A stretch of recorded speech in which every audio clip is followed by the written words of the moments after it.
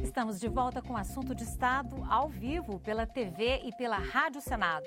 Hoje recebemos os 3 senadores da bancada baiana para discutir geração de emprego e formação de mão de obra no Estado. E você que está nos assistindo ou ouvindo também pode participar. Envie sua pergunta ou comentário pelo telefone do Alô Senado, é o 0800 61 2211. Pelo site do Senado no www.senado.gov.br/Alô Senado ou ainda pelo Twitter, @TV Senado. No bloco anterior, senador João Durval, ia passar a palavra do senhor para que o senhor falasse da expectativa de criar um vetor diferente, né, para o desenvolvimento do Estado. Seria, por exemplo, o caminho, essa ferrovia leste-oeste, que é uma das prioridades das obras do PAC, aí orçada em 7 bilhões de reais? É um dos caminhos e necessários. É um caminho que é necessário. Por isso que está se fazendo a rodovia leste-oeste. Ou melhor, oeste-leste. O Ilhéus, inclusive, o governador Wagner, ele vai fazer um novo aeroporto, que o que Ilhéus tem está completamente superado. Então o governador irá fazer um novo aeroporto e irá fazer um novo porto. O porto de Ilhéus é um porto pequeno.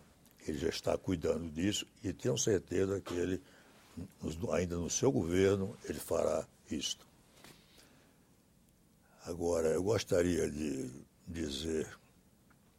Na região de Feira de Santana, que é uma região importante do Estado, a bancada baiana foi pedir ao governo federal que duplicasse a estrada, né? Que tivesse ali um novo escoamento. Eu estou lutando com o governo federal porque o governo do Estado fez a licitação para a recuperação da 324, que estava muito estragada, fazer a duplicação da BR-116 Sul, partindo de Feira de Santana até a fronteira com Minas Gerais. Aí criou-se um problema. As duas rodovias, elas se vêm do norte para o sul, passa nesse anel de contorno de Feira de Santana. O inverso também se dá. Não tem como, saindo do norte ou saindo do sul, não passe por este anel rodoviário de Feira de Santana. Aí houve um erro de quem promoveu, quem elaborou o projeto ou promoveu a licitação, é que esse anel de contorno, que é importantíssimo para o tráfego todo no norte-sul do Brasil, é importantíssimo, só fizeram a licitação de 12 quilômetros. Na realidade, são necessários fazer mais 20 quilômetros. E até agora estamos trabalhando e tal, mas não conseguimos o resultado positivo. Senador João Durval, o senhor está falando aí de estrada, aeroporto, porto.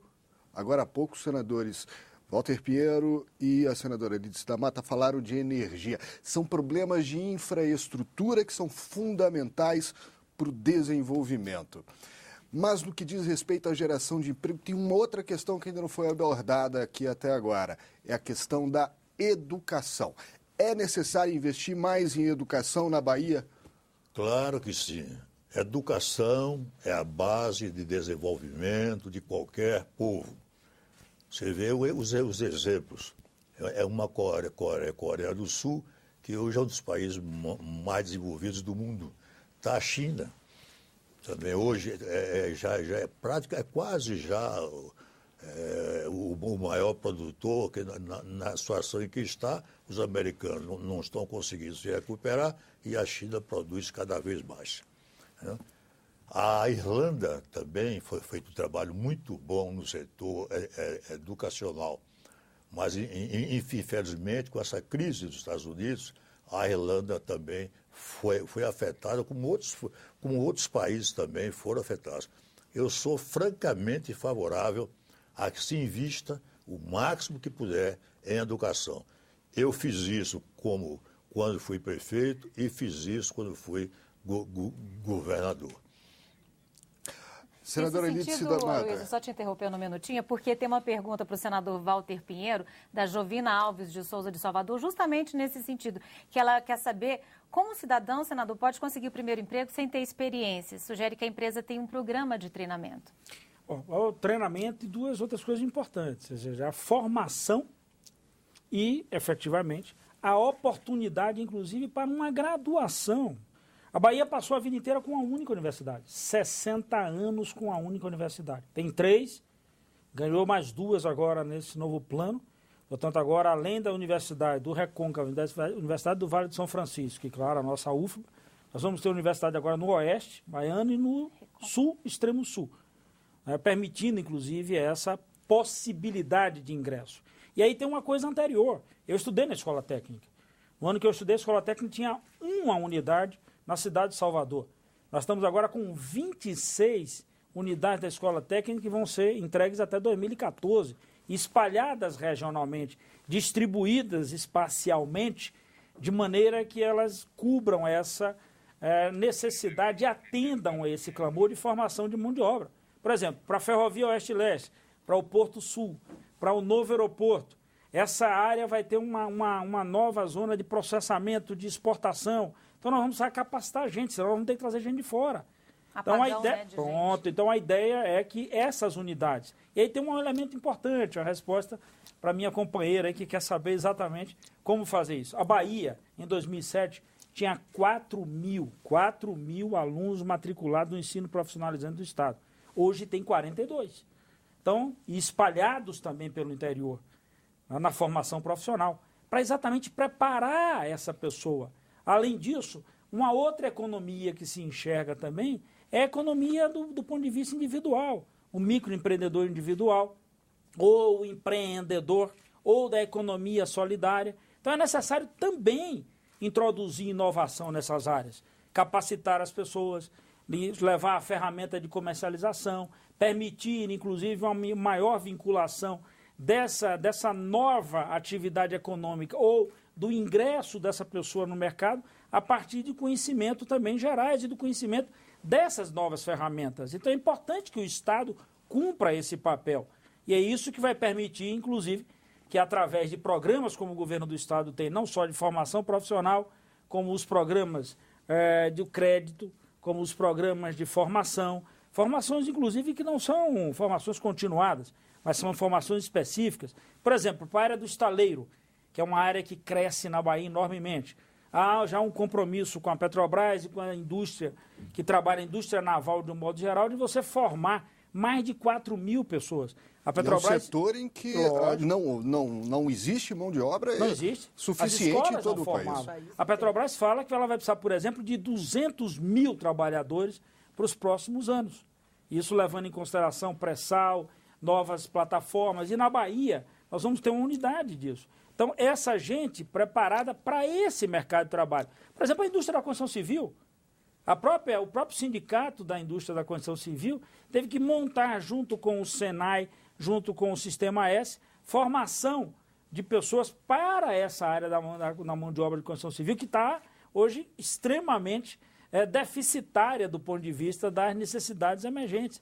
Então, eu acho que é fundamental que a gente trabalhe isso, e é isso que o Estado está preocupado. A formação superior, o ensino médio, a formação básica, a capacidade e, principalmente, a distribuição dessas oportunidades em cada canto do Estado para possibilitar exatamente o acesso ao crédito, o ingresso a essa etapa da formação e, consequentemente, a reinserção de muita gente na economia, o que é importante, principalmente no momento de crise. Nós temos que cuidar agora do consumo interno, foi isso que impulsionou a economia do Brasil. Aí você vai encontrar por que a agropecuária cresceu tanto na Bahia. Por que nós temos o varejo crescendo nesse momento de crise econômica? Nós exportamos 8 bilhões, 22% a mais do que o ano passado. 22% a mais. Para a Argentina, Estados Unidos e China. Mas o mais importante foi o crescimento do varejo. A compra ali no mini mercado, a compra local, o incentivo via agricultura familiar, com a injeção de recursos, com o seguro safra, com a compra de alimentos antecipado na mão do agricultor, permitindo que esse dinheiro circule na cidade e você gere também oportunidade de trabalho em nível local. Senador, a gente vai trazer também uma preocupação do MEC. Para ser competitiva em nível nacional e internacional, a Bahia precisa qualificar melhor seus profissionais, é o que a gente está discutindo, né? E o Ministério da Educação informou que até 2014 o Estado terá mais 11 escolas profissionalizantes, totalizando 31. O diretor da Rede de Educação Profissional e Tecnológica do MEC disse que a prioridade é interiorizar o ensino profissional. E ele tem uma pergunta para vocês, senadores. Vamos ouvir. E como pergunta, eu colocaria a questão de que nós estamos expandindo muito para o interior e nós não temos a cultura de fixação, né, dos docentes, por exemplo, no interior, né? Então, que mecanismos, né, como fazer para que a gente incentive, né, esses docentes a ficar no interior, a ficar com sua família, a viver nesses locais, né? Esse é o nosso grande desafio. Senadora Lídice da Mata, está aí colocado um desafio e tanto, né? Como é que se leva professor capacitado para morar numa cidade do interior que necessita daquela escola profissionalizante? Olha, esse é um debate que nós estamos tendo no estado da Bahia, justamente porque estamos interiorizando o ensino de nível superior e também de nível profissionalizante.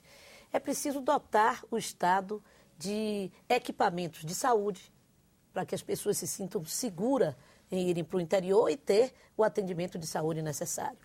É preciso dotar cada uma dessas cidades de habitação, em condição de abrigar essas novas famílias, esses jovens que vão para o interior, para ali se sedimentarem, se colocarem e passarem a viver uma habitação de qualidade. É preciso dotar também de equipamentos de cultura, porque as pessoas precisam do conhecimento, da cultura, do entretenimento. E o governo da Bahia vem investindo nisso, numa ideia de que é preciso levar também a indústria cultural para o interior do nosso estado, a promoção da cultura, o desenvolvimento da cultura. E é preciso criar, concomitante com isso, uma rede de educação básica também forte. Porque o professor que vai para o interior, ele vai com a sua família. Ele é um jovem que acabou de passar num concurso público para ensinar numa escola técnica ou para ensinar numa escola profissionalizante. Ele acabou de se casar, tem um filho e precisa colocar o seu filho numa rede de educação básica. Então, o fortalecimento da infraestrutura social da Bahia é fundamental.